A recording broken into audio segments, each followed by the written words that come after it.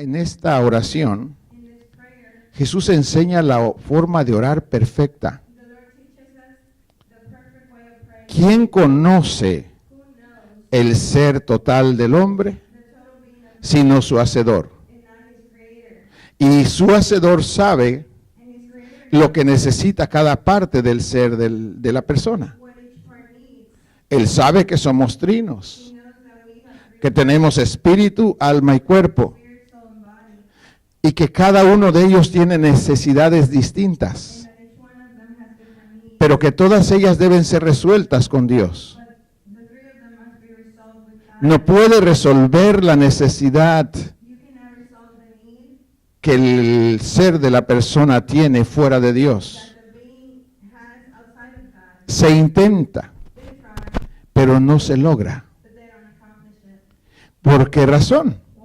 Porque lo que el hombre intenta resolver fuera de Dios no resuelve verdaderamente la necesidad real. Y es por eso que necesitamos aprender a orar. En este pasaje, en el verso 9, el Señor dijo, vosotros oraréis así. Ustedes cuando hablen con Dios, esto es lo que tienen que decir. Pero antes de decirlo, tienen que entenderlo. Lo primero, hermanos amados, la primera necesidad que tenemos cuando oramos es nuestro espíritu. Después nuestra alma y después nuestro cuerpo. Pero generalmente nosotros oramos al revés. Oramos por el cuerpo, las necesidades del cuerpo. Y muchas veces no pedimos por nuestra alma, tampoco por nuestro espíritu. Eso no está correcto.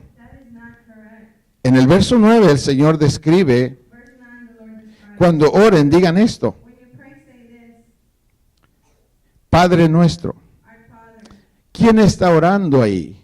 El Espíritu. Dios es Espíritu y nuestro espíritu se conecta con Él. Nuestro espíritu tiene que reconocer. Quiere decir volver a tener contacto con. Tiene que reconocer otra vez a Dios como su originador. ¿Por qué lo tiene que reconocer? Porque perdió contacto con Él. ¿Cuándo? Cuando pecamos. Cuando pecamos, tocamos muchos demonios, muchas imágenes y creíamos que eso era Dios. Nuestro espíritu siempre va a buscar lo espiritual. Hasta los que dicen que son ateos, creen en sí mismos y se hacen su propio Dios. Nuestro espíritu tiene una necesidad tan fuerte, pero tan fuerte de lo espiritual, que la gente agarra cualquier cosa para decir, tú eres mi Dios. Fíjate que en tal lugar una imagen apareció y hace milagros, y se agarran de ahí. Porque su espíritu está necesitado, necesita un Dios. El espíritu del hombre crea idolatría con tanta facilidad cuando no ha reconocido a Dios como su Padre. Las personas que no tienen esta satisfacción de haber reconocido a Dios como su Padre, sin duda son idólatras. No hay duda de eso. No puede un espíritu estar sin Dios. Tiene que tener algo, inventarse uno. Por eso hay tantas creencias, tantas religiones. ¿Por qué? Porque tiene una necesidad tan profunda el espíritu del hombre de tener contacto con Dios, pero no sabe quién es. Y por eso agarra un Dios y se hace otro y otro y otro. Es porque no está satisfecho su espíritu. La primera oración, cuando uno viene en el Padre Nuestro, hermanos, la primera necesidad, y en este orden que Jesús la describe, así debe ser orado. Lo primeritito que tenemos que hacer es que nuestro espíritu reconozca otra vez a Dios como su Padre.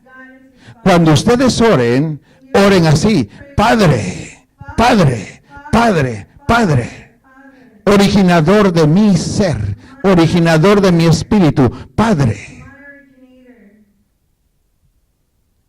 Necesito que mi espíritu sepa quién y de dónde se originó.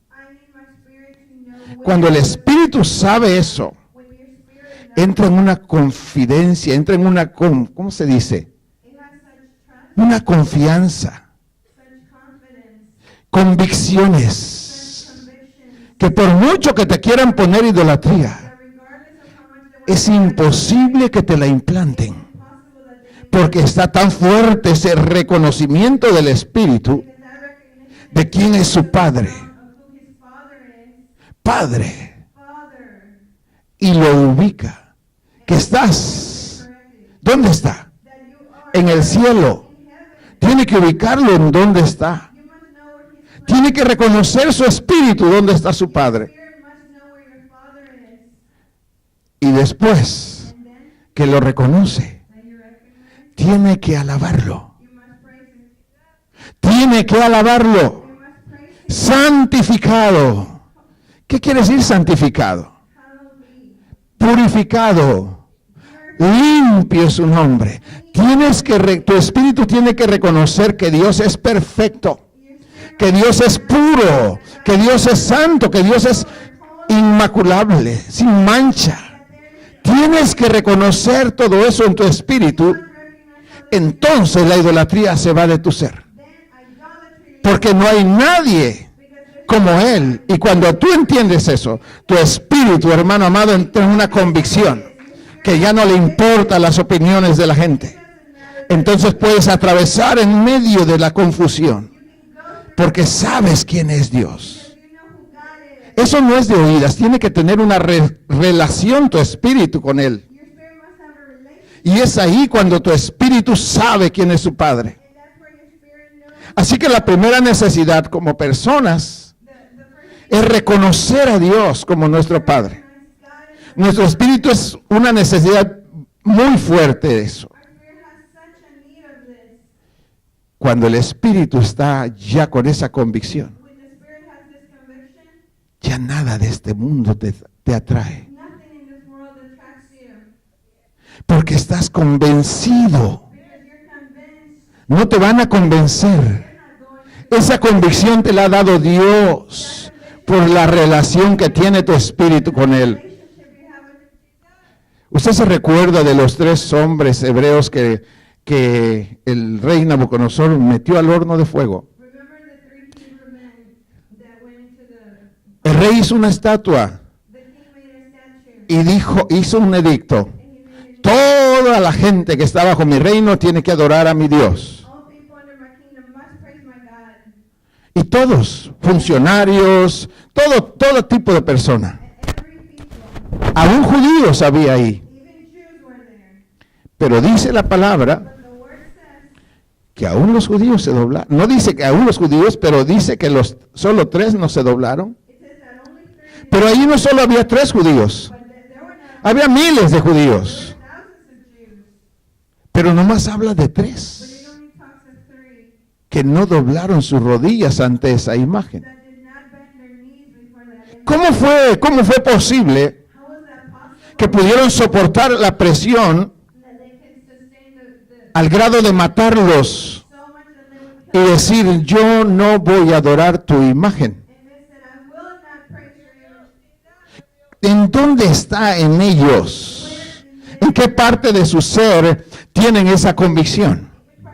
Su espíritu, hermano. En su espíritu. Dijo: nosotros no adoraremos a tu Dios. Y el hombre del rey dijo, pero ¿qué Dios habrá que los pueda librar de mi mano? Preguntó el rey a ellos, ¿nuestro Dios puede librarnos de tu mano? Y nos librará. Pero si no nos libra, ni aún así adoraremos tus dioses. ¿En dónde está la fuerza de esos hombres? Su espíritu, hermano. Su espíritu. Aunque me mates, yo sé quién es mi Dios. ¿Cómo me pretendes poner algo falso? Yo tengo la convicción de que Él es Dios. Y lo que tú me estás mostrando es materia. ¿Cómo me pretendes decir que eso es Dios? Yo lo puedo empujar y tirarlo. ¿Cómo eso es Dios? Yo sé quién es Dios. Dios es un ser que no fue creado. Dios es un ser que sostiene todo el universo. Yo ni siquiera lo puedo tocar. ¿Cómo lo voy a vencer? Pero tú me dices que esto es Dios. Aunque me mates, jamás voy a adorarlo. Porque yo estoy convencido que eso no es Dios. Esa es obra de tus alfareros. La mayor necesidad, mis hermanos, aprendamos a orar. Sepamos quién es Dios. Mis amados, Dios es puro. ¿Usted puede imaginar en su mente lo que es puro? Imagine el agua. Vea lo más claro esa agua. Sin contaminación, sin ninguna partícula que no sea agua. Eso quiere decir que solo tiene que ser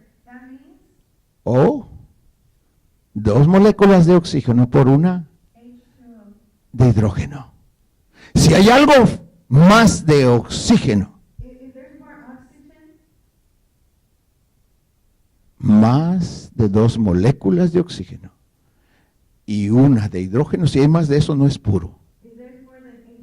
Es otra cosa, pero no es puro. Dios, mis amados, es puro. Es perfecto. No le podemos ni añadir ni quitar. Él no pierde su estabilidad de composición. Nada lo puede desestabilizar. Ninguna acción humana o demoníaca puede desestabilizar a Dios. Dios es el que estabiliza todo. Él es el estabilizador. A Él no lo estabilizan. Él es Dios. Tu espíritu tiene que saber quién es Dios. Ningún ser humano es Dios. Dios es así. Esa es la primera necesidad que tenemos nosotros, hermano. Cuando oren así. Tu espíritu tiene que saber quién es Él. Padre nuestro. ¿Por qué le tienes que decir Padre? Porque eso te da una relación. Tienes que decirlo con tu boca porque tus oídos escuchan quién es tu Padre. ¿Quién originó tu ser? Y entonces entras en estabilidad. La gente dice que venimos de evolución. Cuando estaba en la universidad, dan clases de psicología. Y la gente que le gusta pensar e inventar mentiras, dice que venimos a través de quién sabe cuánta evolución. Yo era una persona callada dentro de la clase. Pero cuando oí eso, hermanos, y no conocía de Dios, mi espíritu se encendió. Le dije, yo he ido a Chapultepec. Ahí está el zoológico. Y siempre que voy, a los changos los veo changos. A los burros los veo burros. A los loros los veo loros. Yo no veo que un chango se le estén saliendo como que se esté pareciendo a un hombre.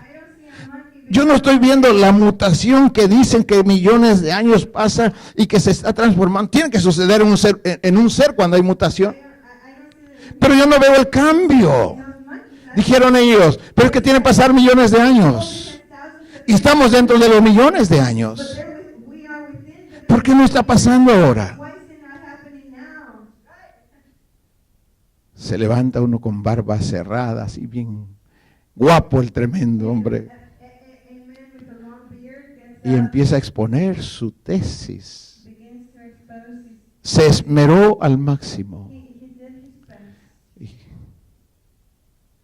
Yo siempre veo los changos.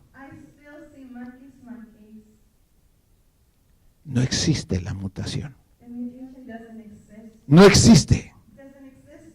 Son inventos de la gente que no tiene convicción en sus espíritus.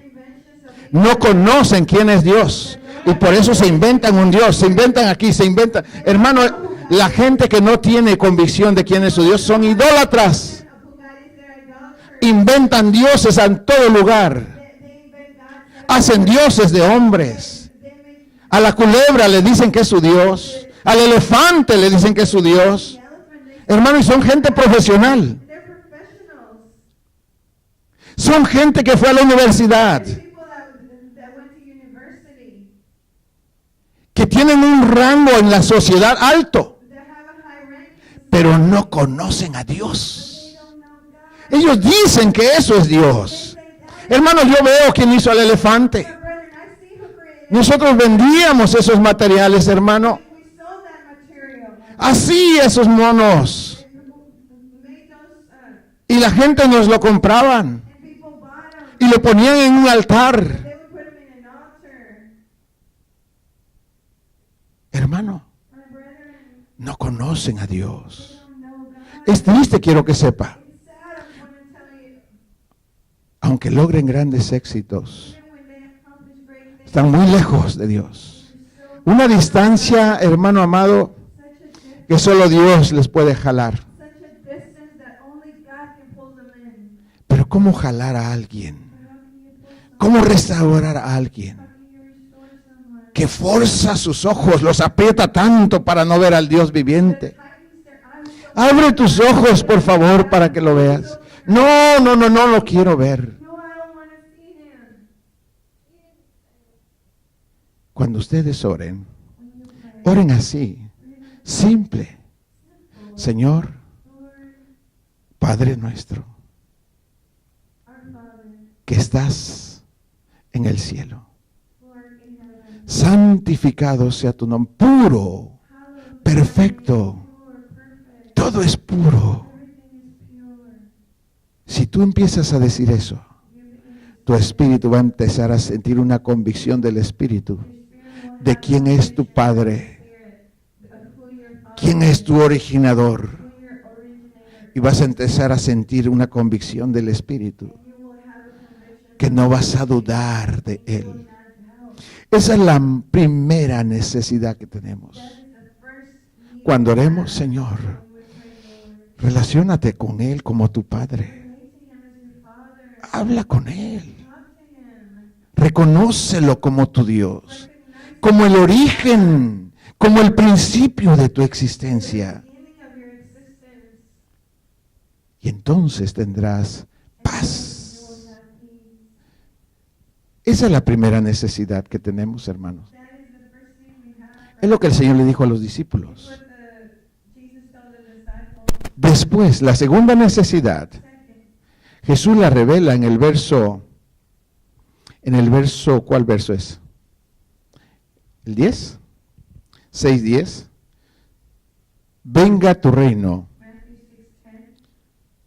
y hágase tu voluntad como en el cielo, así también en la tierra. Esa necesidad también es necesidad. Ese es el alma. Ese es el alma, hermanos. ¿Ve? Primero el espíritu, ahora el alma. Orden, hermano, qué maravilloso. Venga tu reino. ¿Qué es el reino de Dios? Justicia, paz y gozo del espíritu. ¿Y cómo está nuestra alma cuando no reina Jesús en nosotros? No paz, injusticia y dolor o lloro, sufrimiento.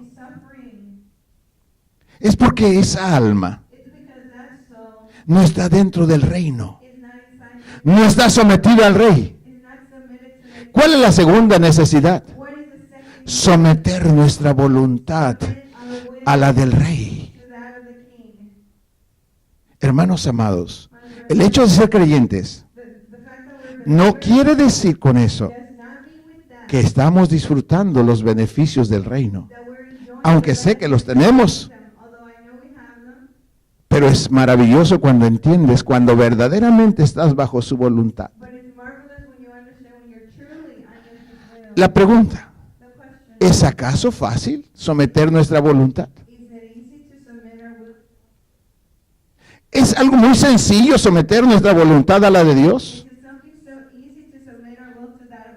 Aún sabiendo que la voluntad de Dios es buena, agradable y perfecta. Otra vez, la voluntad de Dios es buena, agradable y perfecta. Aún sabiendo eso, nos cuesta mucho trabajo. ¿Cómo es la de nosotros? ¿Cómo es nuestra voluntad? Es mala, desagradable e imperfecta. Aún siendo conscientes que es así nuestra voluntad, cuando viene la voluntad de Dios, ¡oh!, empezamos a batallar.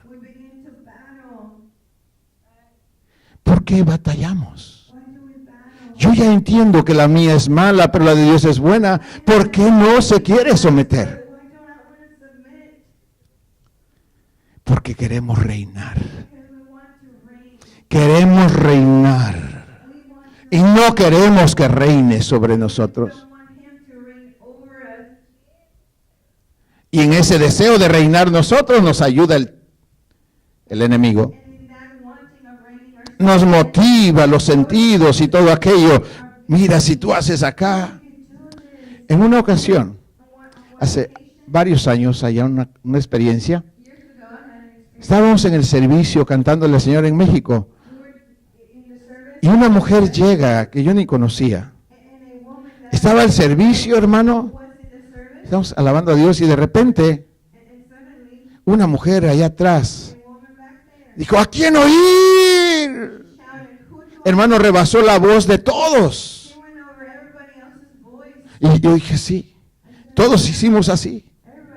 El pastor estaba dirigiendo la alabanza y fue allá y empezó a orar por esa mujer. Se calmó, terminó el servicio y yo ya quería saber qué había pasado, hermano. ¿Qué pasó? Y me fui por ahí detrás de donde estaban ellos y le dije, oiga, platíqueme qué pasó. Y dijo, su marido estaba aquí. Tenía 2 o 3 niños pequeños. Su hermana en su carne era creyente y por eso fue. Pero ella no era creyente.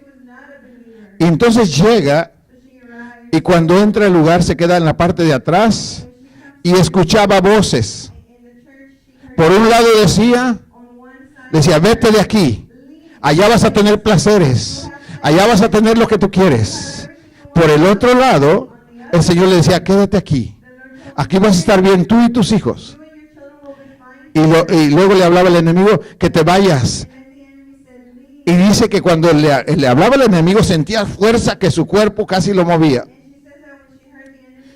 Y el Señor le hablaba, quédate aquí, aquí vas a estar bien tú y tu familia. Como a la tercera vez le dijo el diablo que vete de aquí. La mujer iba a salir. Ya no podía resistir. Hermano, pensamientos, mire. Pensamientos en una misma mente. El diablo un lado y Jesús por el otro. En la tercera, cuando la mujer iba a salir, Hermano, ¿cómo puede inventar una gente que no conoce la palabra? Dice que el Señor le dijo, te ordeno en el nombre de mi Padre que te quedes. Cuando esa mujer recibe esa palabra, su garganta se abre porque estaba cerrada. Es una persona tímida, hermano. No le importó y gritó con toda su fuerza, ¿a quién oír? Dijo.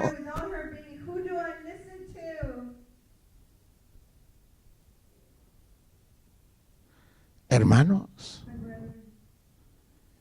el enemigo motiva el alma de nosotros para que no se someta.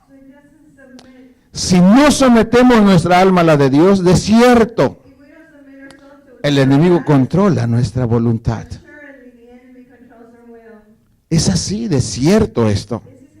Solo hay dos reinos, o es el de Jesús o es el del diablo. No podemos crear nuestro propio reino, no existe.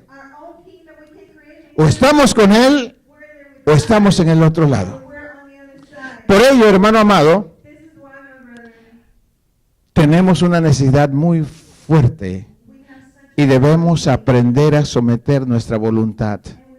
Cuando oremos, debemos pedirle, porque orar es pedir, Señor, que venga su rey, Jesús. Que se establezca su reino.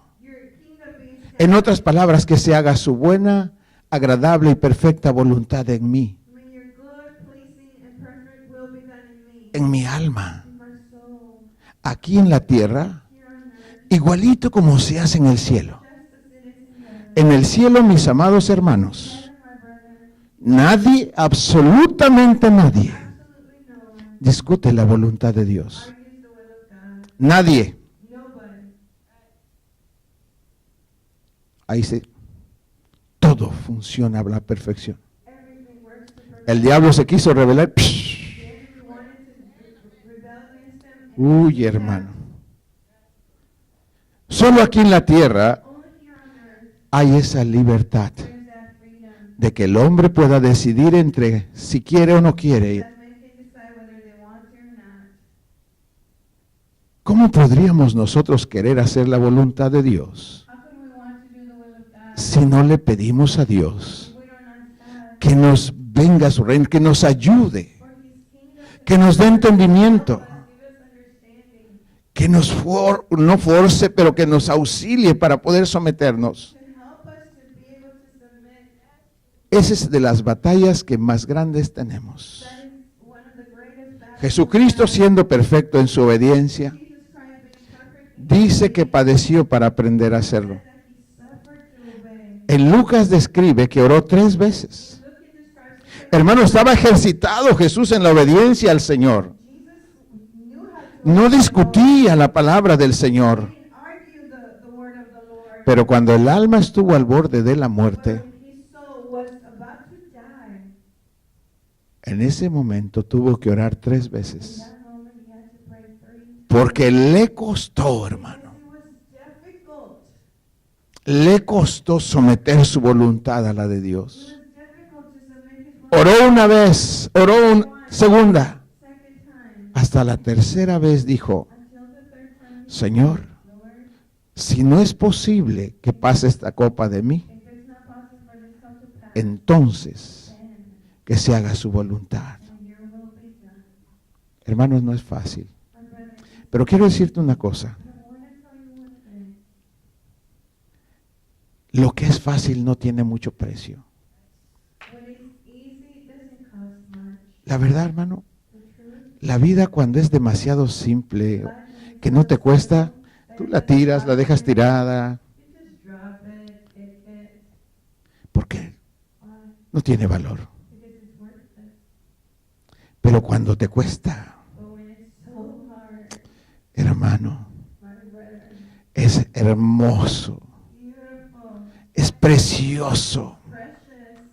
Lejos de que la vida se destruya, obtiene un valor que nadie puede pagar.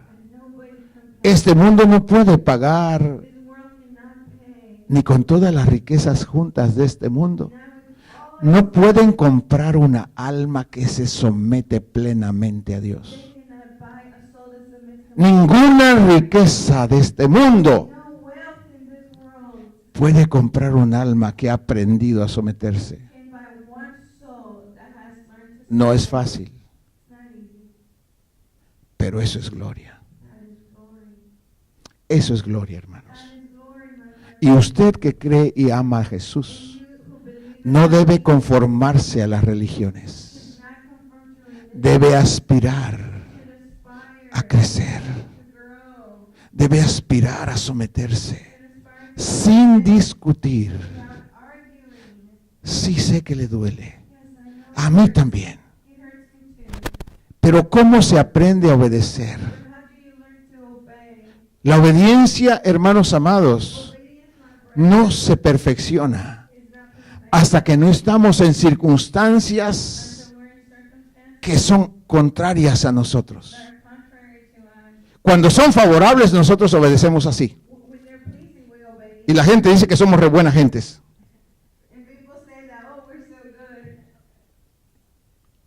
Pero cuando no se puede, cuando está difícil, cuando te dan una orden y no entiendes, y aún así, aunque la entendieras y que va en contra de tu propio interés, tú caminas. ¿Te duele? ¿Nos duele? Sí. ¿Qué está pasando en ese momento, en ese dolor, en esa circunstancia? La voluntad nuestra. Cuando estás sintiendo dolor, ira, violencia, quisieras matar, tu alma se tiene que arreglar, someter a la de Dios. Tiene la opción a hacerlo o a no hacerlo. Pero si eres sabio, aunque te matara esa obediencia, vivirías con una honra para siempre y por toda la eternidad. Obedecer, mis hermanos, es glorioso. Dios dice que a Jesús lo tomó para levantarlo. Dejó su gloria. Se despojó de todos sus méritos. Tomó un cuerpo semejante al de nosotros. ¿Usted puede imaginar a Dios perfecto, omnipotente? Todo se somete a Él. Y toma un cuerpo que semejante al nuestro. Ni siquiera se distingue que es Dios. Es más, ni siquiera guapo, hermano. No se hizo guapo. Creo que era más guapo Pedro. Porque cuando lo traicionó Judas, lo tuvo que identificar con un beso, hermano.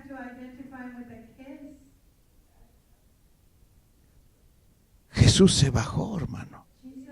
Y después que Jesús se baja a tomar un cuerpo como el de nosotros, no se quedó en ese cuerpo para honrar su cuerpo. Se fue hacia abajo. Se fue se puso más abajo que el más vil de los pecadores. El peor de los pecadores. Jesús no hubiera podido salvar a ese si Él no se pone debajo de Él. Jesús estuvo abajo de cada ser humano. De todo lo que tú ves como malo, Jesús estuvo abajo de ellos. ¿Cómo puede ese ser someter su voluntad a Dios para rescatar las vidas? Que es imposible rescatarlas. Solo sometió su voluntad. Por eso vemos el llanto, no solo de sus ojos, cuando está en el Getsemaní. Vemos a sus venas llorar. sus arterias romperse, hermano. Porque su alma estaba siendo sometida, hermanos amados. Su voluntad. Nunca he tenido pecado y ahora me están poniendo el pecado de todos los seres humanos que han existido y que van a existir. Todos los pecados al mismo tiempo sobre ese ser santo. Por eso sus venas se reventaron. Se separó de Dios. Dios quitó su mirada de él y lo entregó a los demonios. Los demonios dijeron: acabémoslo, destruyámoslo, matémoslo. Pero ellos ignoraban que a pesar de eso Jesús estaba caminando en la voluntad de Dios. Lo llevaron a la cruz, abrieron sus brazos y le quitaron la vida. Dijeron ellos: yes, ganamos. Mis amados, cuando nosotros sometemos nuestra voluntad a Dios, a los ojos del mundo parece que somos perdedores, pero a los ojos de Dios tenemos la victoria más grande del universo, hermano. Cuando tu voluntad se somete a la de Dios, tú no eres un perdedor, aunque el mundo lo vea así. De Jesús dijeron que no era gran cosa, pero se sorprendieron los demonios cuando ese hombre se somete a la voluntad de Dios. Llegó hasta el mismo infierno, al lago de fuego. Su cuerpo fue consumido, hermanos, porque era el precio. Tenía que ser consumido ese cuerpo de pecado. Pero una vez que se consume lo que se puede quemar, es purificado. Y después de eso, hermano, dijo que el Espíritu de Dios levantó de entre los muertos a ese embrión y le dio vida. Y los demonios, hermano amado, cuando vieron aquello, se enloquecieron. Pero ¿cómo si lo matamos? Pero ¿cómo no puede ser? Siempre que sometemos nuestra voluntad a Dios, todo puede ser. No pasa cuando no la sometemos. Pero cuando la sometemos, todo puede ser, aunque estuviera muerto.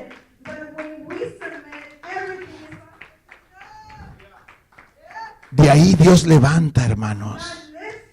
Lo más grande para nosotros es someter nuestra voluntad. Esa es tu gloria. Hermanos, no son las cosas que poseemos. Eso no es todo. Lo más grande que eso, grande delante de Dios, es cuando sometes tu voluntad a la de Dios. Eso es grande. Aunque no tuvieras nada exteriormente. Jesús no tenía nada, hermano. No tenía dónde recostar su cabeza, pero lo tenía todo, porque él estaba sometido a la voluntad de Dios. Absolutamente. Hermano, debemos orar correctamente. Padre, Padre, tu Espíritu, alábalo, alábalo, bendícelo, adóralo. Dile a tu Espíritu quién es tu Padre. Y luego pasa tu alma, la segunda necesidad, sométela. Te va a doler, hermano, te va a doler. Vas a llorar, sí. Jesús lloró y reventó. Pero era el precio de ser feliz. No por un rato. Las cosas nos dan felicidad un segundo. Al ratito queremos otra. ¿Ves? Es falso, hermano, es falso. Lo que nos da verdadera satisfacción es cuando hacemos por lo que fuimos creados. Sometes tu voluntad a Dios. Te va a doler, pero vas a probar lo suave y lo dulce que es eso.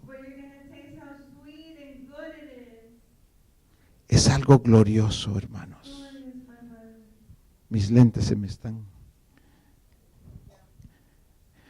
La tercera necesidad está en el verso.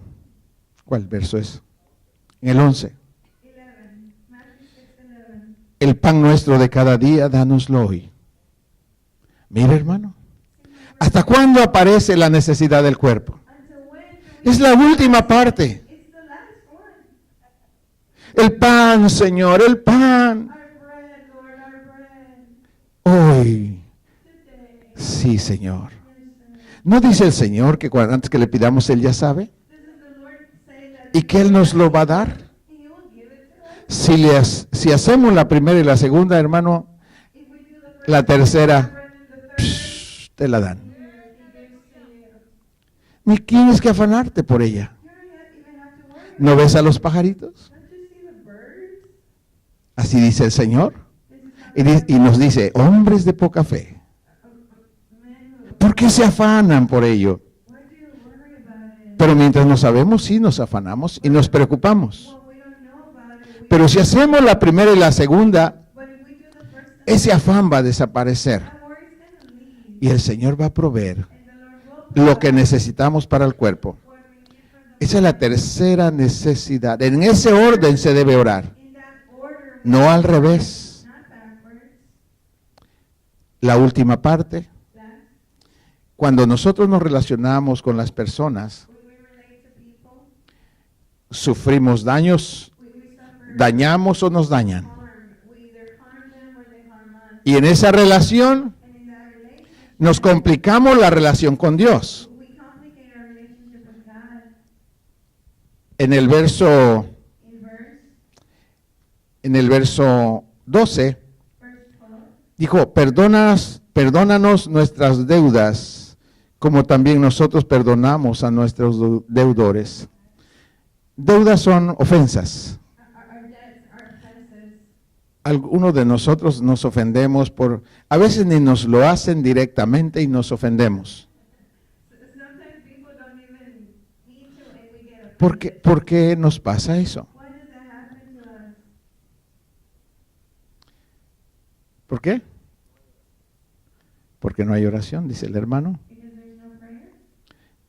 Sí. Palabra. Perdónanos así como nosotros perdonamos a ellos. Pero tú cómo resuelves la ofensa que hay dentro de ti cuando alguien lo hace? Aunque lo hiciera con intención, ¿tú cómo manejas esa situación? ¿Sabes manejarla? ¿Bendiciéndolos? ¿Haciéndoles bien? ¿Es fácil? Dicen los hermanos que no. Hermanos amados, esa es la cuarta necesidad. Tú no puedes, ni yo debo, andar con estos pendientes. No puedes. Si no tenemos amor, no podemos perdonar. No podemos perdonar la mínima ofensa. Hermanos amados, el amor es como el dinero. Si una vida no tiene amor de Dios, no puede pasar por alto ninguna ofensa. En su conciencia está lo que le hicieron hace 2000 años, hermano. Todavía lo recuerda tan claro. Eso significa, no hay amor ahí, hermano. Está tan vivo aquello. Porque no hay amor. No podemos pasar por alto la ofensa sin amor. Entonces, ¿qué necesitamos? Pedir. Pidamos amor, hermano. Dios es amor. Pidámosle amor. Si tenemos amor, podremos perdonar. Si nos ofenden, podremos bendecir. Pero recuerde que cuando no tenemos amor es pura hipocresía. Podemos decir cosas, pero no es real. Cuando usted siente violencia y enojo dentro de su ser, aunque sus labios digan que lo ha perdonado, no tiene amor. Cuando usted perdona, no es que se le borre de su conciencia los actos malos. Lo que ya no siente es querer vengarse. Ya no. Porque ya lo pasó por alto. Y vuelve a restablecer la comunión con la persona. Eso es la cuarta necesidad. Si ora estas 4, está cubierto todo su ser. Hermano, recuerde que Dios es ¿qué? Omnipotente.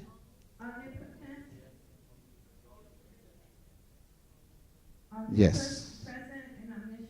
Tenemos que ir con Él. Cualquier cosa que usted le pase o me pase a mí, cualquier cosa, hermanos míos, cualquier cosa. Le salió un grano por acá atrás de la oreja. ¿Debería orar por ello o no? Pero es que su uña se le está cayendo y ¿debería orar por ello? Pero tal vez Dios se moleste por ser tan encajosos nosotros. Hermanos, Dios se deleita. ¿Sabe cómo Dios considera esto? Lejos de ofenderlo, se siente complacido. Una vida que más necesidad tiene es la vida que Dios más se glorifica. Entre más necesitada es una vida y que pide a Dios por todo, esa vida está abierta para que la gloria de Dios se revele.